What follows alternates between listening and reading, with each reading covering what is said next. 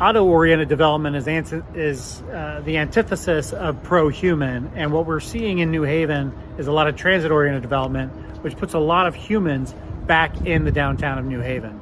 Behind me, we're at State Street Station, which has great service to the Hartford line, great service on Shoreline East, and also decent service to New York. And what you're seeing across the street is the largest residential tower in the state of Connecticut. For transit-oriented development, it inherently means more people on the street, which is more human.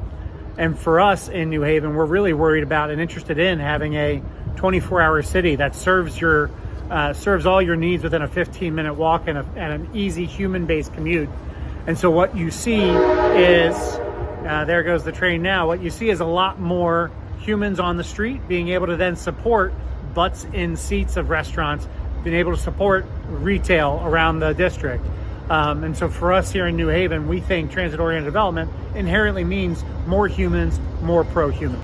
One of the biggest barriers of transit-oriented development in Connecticut is the lack of sidewalks. And for us here in New Haven, we have a big sidewalk culture. So one of the biggest barriers is just the ability for people, once they get off of the transit, to be able to walk home and get home. Other issues about lack of infrastructure for anything but a car. So things like bike lanes, things like bus lanes, things like a bus network. So one of the biggest barriers is just the ability for people, once they get off of the transit, to be able to walk home and get home.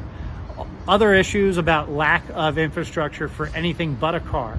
So what's great about transit-oriented development is it is a multiple birds for one stone problem solution.